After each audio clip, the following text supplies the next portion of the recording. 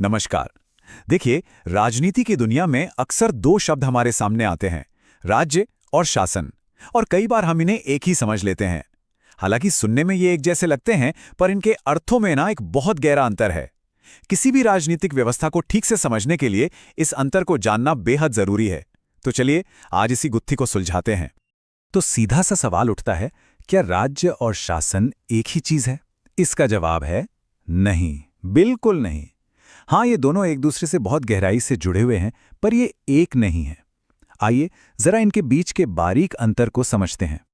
तो चलिए शुरुआत करते हैं पहली और ज्यादा बड़ी अवधारणा से, राज्य। आखिर ये राज्य होता क्या है?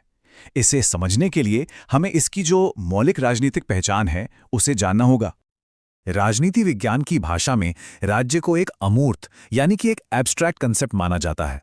ये एक ऐसी राजनीतिक इकाई है जो चार जरूरी स्तंभों पर टिकी होती है: एक निश्चित जनसंख्या, एक तयशुदा इलाका, एक सरकार और हाँ, इन सब में सबसे जरूरी चीज संप्रभुता। देखिए, इन्हीं चार तत्वों के मेल से राज्य बनता है। जनसंख्या मतलब वहां रहने वाले लोग, क्षेत्र यानी एक तय भौगोलिक सीमा, सरकार जो राज्य की इच्छा को लागू करती है, और संप्रभुता यानी वो सर्वोच्च शक्ति जो किसी भी बाहरी या अंदरूनी दबाव से पूरी तरह आजाद हो। इनमें से एक भी चीज हटा दीजिए तो राज्य की कल्पना ही नहीं की जा सकती। और ये बात राज्य की प्रकृति को बहुत अच्छे से समझाती है। राज्य एक स्थायी इकाई है।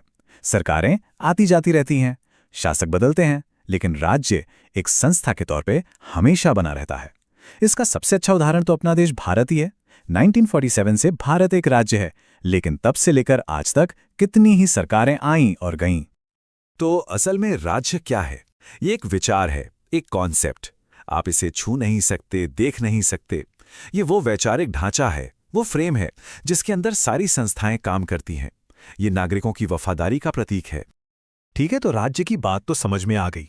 अब आते हैं इसके दूसरे हिस्से पर, यानी शासन पर। इसे समझने का एक बहुत आसान तरीका है। अगर राज्य एक ढांचा है तो शासन उस ढांचे को चलाने वाली मशीनरी है। ये एक्शन है।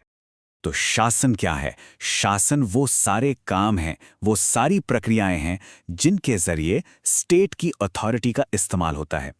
मतलब फैसले कैसे लिए जाते हैं और उन्हें जमीन पर लागू कैसे किया जाता है। आसान शब्दों में कहें तो ये सत्ता का प्रैक्टिकल यूज है। शासन सिर्फ कागजों पर या बातों में नहीं होता, ये असल में होता है। इसमें क्या क्या आता है? नीतियां बनाना, कानूनों को लागू करना, पूरे एडमिनिस्ट्रेशन को चलाना। आप कह सकते हैं कि यह सरकार का चलता फिरता काम करता हुआ रूप है।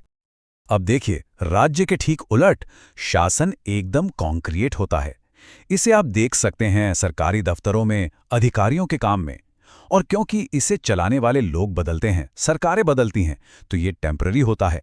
हर नई सरकार अपना अलग शासन का तरीका और अपनी प्राथमिकताएं लेकर आती है ना? तो अब तक हमने दोनों को अलग अलग समझ लिया। अब एक काम करते हैं, दोनों को आमने सामने रखकर देखते हैं कि इनमें मुख्य अंतर क्या है। इससे सारी बात बिल्कुल साफ हो जाएगी। ये तालिका बहुत अच्छे से सब कुछ साफ कर देती है। पहला और सबसे बड़ा फर्क है परमानेंस का। राज्य परमानेंट है, शासन टेम्पररी। दूसरा फर्क है नेचर का। राज्य एक एब्स्ट्रैक्ट आइडिया है, जबकि शासन वो बिल्कुल प्रैक्टिकल फंक्शनल है। और तीसरा अंतर है स्कोप का। राज्य तो पूरे देश की सारी आबादी की बात करता है, लेकिन शासन में सिर्फ वो लोग शामिल होते हैं जो उस वक्त पावर में हैं। लेकिन अब सवाल ये है कि ठीक है, अंतर समझ आ गया, पर ये इतना जरूरी क्यों है? भाई, इस अंतर को समझना इसलिए जरूरी है क्योंकि इसी से हमें राजनीति और एक नागरिक के तौर पर हमारे जीवन की असल समझ मिलती है। इस पूरे विश्लेषण का निचोड़ ये है, राज्य है क्या, यानी वो स्थायी राजनीतिक ढांचा, और शासन है कैसे, यानी उस ढांचे को चलाया कैसे जा रहा है। एक मजबूत राज्य का होना तो जरूरी है ही, पर उस राज्य में अच्छा शासन हो, ये असली चुनौती है। और जाते जाते हम एक सवाल छोड़ जाते हैं। जरा सोचिएगा, क्या एक मजबूत और स्थिर राज्य के बिना अच्छा शासन यानी गुड गवर्नेंस मुमकिन है? ये प्रश्न ही राज्य और शासन के गहरे और पेचीदा रिश्ते को हमारे सामने लाता है।